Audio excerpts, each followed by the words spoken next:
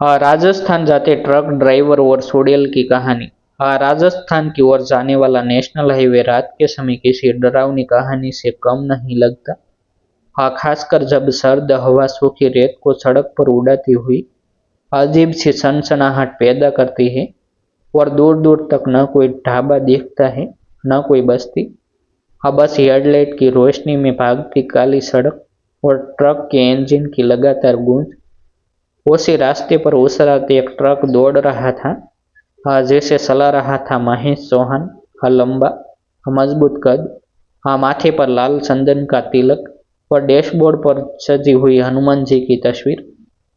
जिसके सामने हर सफर से पहले वह दीपक जलाकर हनुमान चालीसा का पाठ जरूर करता था। महेश कोई साधारण ड्राइवर नहीं था। लोग उसे बजरंगी महेश कहते थे। क्योंकि वह हर मंगलवार व्रत रखता। किसी भी मुश्किल में सबसे पहले जय बजरंगबली बोलता और मानता था कि सड़क पर वही उसकी रक्षा करते हैं। उस रात भी वह जयपुर की ओर माल लेकर जा रहा था। रास्ता लंबा था और समय बचाने के लिए उसने रात में ही सफर जारी रखा। और उसके साथ केबिन में सिर्फ उसका छोटा हेल्पर सोनू था, जो आधी नींद में सीट पर झूल रहा था। रात के करीब 12 बजे ट्रक एक सुनसान हिस्से में पहुंचा, जहां सड़क के दोनों ओर बबूल के पेड़ और दूर तक फैला सूखा मैदान था। अचानक हेडलाइट की रोशनी में सफेद कपड़ों में लिपटी एक औरत सड़क किनारे खड़ी दिखाई दी। उसके लंबे बाल चेहरे पर झूल रहे थे और वह धीरे धीरे हाथ हिलाकर इशारा कर रही थी, जैसे लिफ्ट मांग रही हो। सोनू की नींद खुल गई और वह घबरा कर बोला, भैया इस वक्त यहाँ कौन खड़ा होगा। महेश ने भी एक पल को ब्रेक दबाने को सोचा। लेकिन उसके मन में अजीब सी बेचैनी हुई। उसने गाड़ी थोड़ा धीमी की और जैसे ही वह औरत पास आई, उसकी आंखें हेडलाइट में चमक उठी, असामान्य, ठंडी और भयावह। महेश का दिल जोर से धड़कने लगा, पर उसने तुरंत डैशबोर्ड की तरफ देखा और हनुमान जी की तस्वीर को प्रणाम किया। फिर जोर से बोला, जय बजरंगबली, और एक्सीलेटर दबा दिया। ट्रक आगे बढ़ गया। लेकिन कुछ सेकंड बाद सोनू चिल्लाया, भैया वो पीछे नहीं है। महेश ने रियर व्यू मिरर में देखा, सड़क खाली थी। उसने राहत की सांस ली।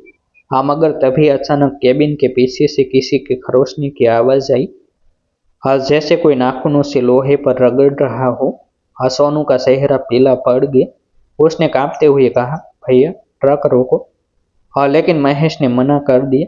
उसे अपने बुजुर्ग दादा की बात याद आई थी।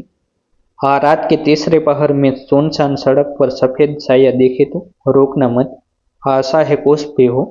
आवाजें तेज होती गई। ट्रक के शीशे अपने आप हिलने लगे और इंजन अचानक झटके खाने लगा। ऐसा लगा जैसे कोई अदृश्य ताकत ट्रक को रोकना चाहती हो। महेश ने तुरंत जेब से छोटी सी गुटकी निकाली, जिसमें हनुमान जी का गदा चिन्ह बना था। उसे माथे से लगाया और उसी आवाज में हनुमान चालीसा पढ़ने लगा। जैसे जैसे उसका स्वर तेज होता गया, केबिन के अंदर की हवा भारी होती गई। अचानक ट्रक के सामने फिर वही सफेद छाया प्रकट हुआ। इस बार सड़क के बीचों बीच, बाल हवा में उड़ते हुई, और चेहरा अब साफ दिखाई दे रहा था। आंखें लाल, होठों पर डरावनी मुस्कान। सोनू डर के मारे रोने लगा, भैया ये चुड़ैल है। महेश के हाथ स्टीयरिंग पर कांप रहे थे। लेकिन उसने ब्रेक नहीं लगाया। उसने पूरी ताकत से संकट से हनुमान छुड़ावे पढ़ा और उसी क्षण ट्रक की हेडलाइट एकदम तेज चमक उठी। एक पल को ऐसा लगा जैसे सामने गदा उठाए एक दिव्य आकृति खड़ी हो, और अगले ही सेकंड वह सफेद छाया सीखते हुए हवा में विलीन हो गया।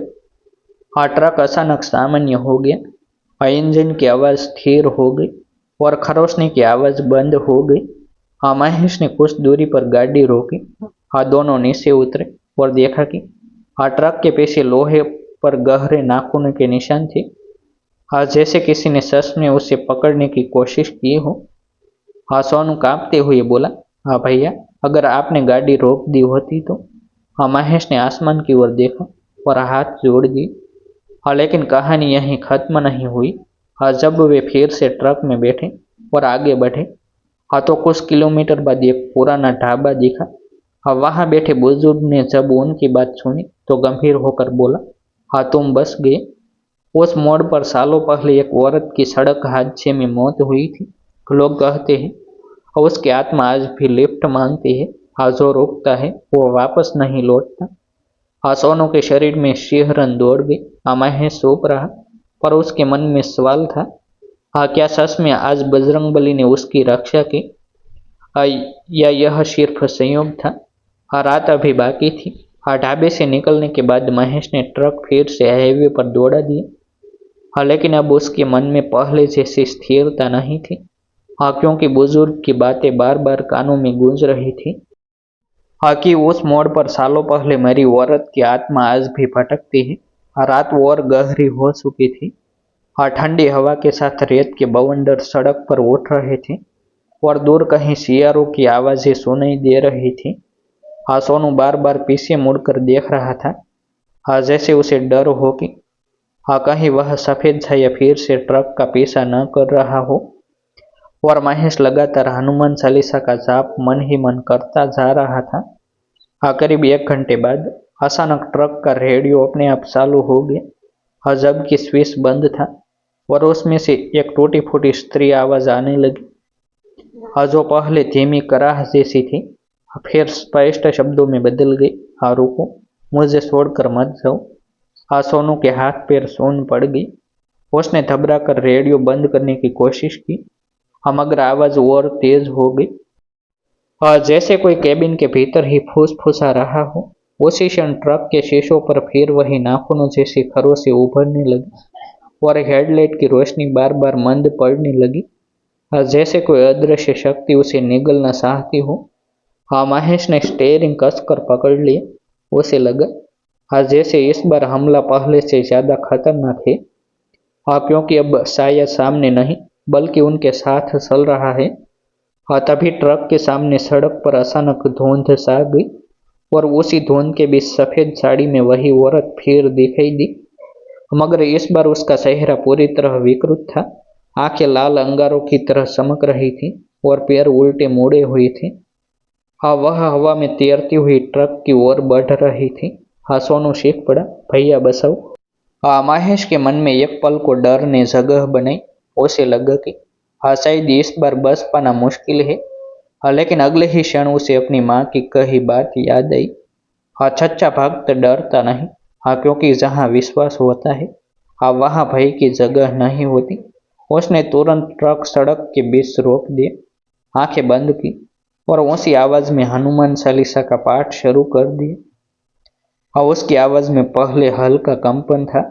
हाँ, मगर हर चौपाई के साथ वह मजबूत होती गई। हाँ, भूत पिशाच निकट नहीं आवे। हाँ, जैसे ही यह पंक्ति उसके होठों से निकली, हाँ, केबिन के अंदर एक तेज झोंका चला और बाहर खड़ी चुड़ैल चीखने लगी। हाँ, धुंध के बीच अचानक एक तेज प्रकाश प्रकट हुआ। हाँ, जैसे ट्रक के डैशबोर्ड पर रखी छोटी सी तस्वीर से ही किरणें निकल रही हो। हाँ, महेश ने आंखें खोली तो उसे क्षण भर के लिए ऐसा आभास हुआ, हाँ, मानो गदा धारण की एक दिव्य रूप ट्रक के आगे खड़ा है और उसी प्रकाश से टकराकर वह सफेद छाया पीछे की ओर फेंका जा रहा है। हाँ, चुड़ैल की चीख इतनी तीखी थी कि आसपास की हवा कांप उठी और फिर वह आकृति धुएं की तरह बिखर कर रात में विलीन हो गई। हाँ, रेडियो बंद हो गया, खरोंचें रुक गई और ट्रक का इंजन सामान्य हो गया। हाँ, जैसे कुछ हुआ ही ना हो। हाँ, कुछ देर तक दोनों स्तब्ध बैठे रहे। फिर महेश ने धीरे से इंजन स्टार्ट किया और आगे बढ़ गया। हाँ, राजस्थान की सीमा पर पहुंचते ही उसे सड़क किनारे एक छोटा सा हनुमान मंदिर दिखाई दिया। उसने तुरंत ट्रक रोका, हाँ, नीचे उतर कर माथा टेका और आंखों में आंसू भर आई। उसे पूरा विश्वास हो चुका था कि अगर उसकी आस्था डगमगई होती तो आज वह जिंदा यहाँ तक नहीं पहुंचता। हाँ, सोनू भी उसके साथ खड़ा कांपती आवाज में बोला, भैया, आज सच में बजरंगबली ने बचाया। हाँ, सुबह जब वे जयपुर पहुंचे और बाकी ड्राइवरों को यह घटना सुनाई तो हाँ, कई लोगों ने कहा कि उस रास्ते पर ऐसी घटनाएं पहले भी हो चुकी हैं। हाँ, पर पहली बार किसी ने खुले तौर पर चुड़ैल का सामना कर बस निकलने की बात कही थी। हाँ, महेश ने बस इतना कहा, डर सच्चा होता है पर विश्वास उससे बड़ा होता है। और उसने तय किया कि हर मंगलवार वह उस मंदिर में दीपक जलाकर धन्यवाद देगा। उस रात के खरोंचे आज भी उसके ट्रक के पीछे हल्के निशान की तरह मौजूद है। हाँ, जो उसे याद दिलाती है कि हाँ, सड़क पर खतरे सिर्फ दिखाई देने वाले नहीं होते और अंधेरी राहों में आस्था ही सबसे बड़ा सहारा बनती है। हाँ दोस्तों, अगर आपको यह डरावनी लेकिन आस्था से भरी कहानी पसंद आई हो तो वीडियो को लाइक ज़रूर करें। हाँ, ताकि हमें पता चले कि आप ऐसी ही रोमांचक कहानियाँ और देखना चाहते हैं। अपने दोस्तों और परिवार के साथ शेयर करें। हाँ, खासकर उन लोगों के साथ हाँ, जो हॉरर और भक्ति से जुड़ी सच्ची घटनाएं सुनना पसंद करते हैं। हाँ, और अगर आप हमारे चैनल पर नए हैं तो अभी सब्सक्राइब करें और बेल आइकन दबाएं। हाँ, ताकि अगली खतरनाक और रहस्यमय कहानी आपसे मिस ना हो। हाँ, जय बजरंगबली लिखना ना भूलें। हाँ, डिस्क्लेमर। हाँ, यह कहानी केवल मनोरंजन और रोमांचक के उद्देश्य से लिखी गई है। इसमें दर्शाए गए पात्र, हाँ, स्थान और घटनाएं आंशिक रूप से काल्पनिक है। हाँ, कहानी का उद्देश्य किसी भी व्यक्ति, समुदाय, हाँ, धर्म या मान्यता की भावनाओं को ठेस पहुंचाना नहीं है।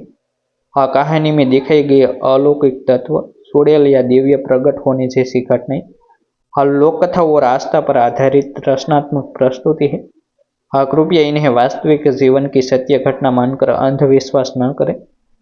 हम किसी भी प्रकार के अंधविश्वास, भय फैलाने या गैरकानूनी गतिविधियों का बढ़ावा नहीं देते।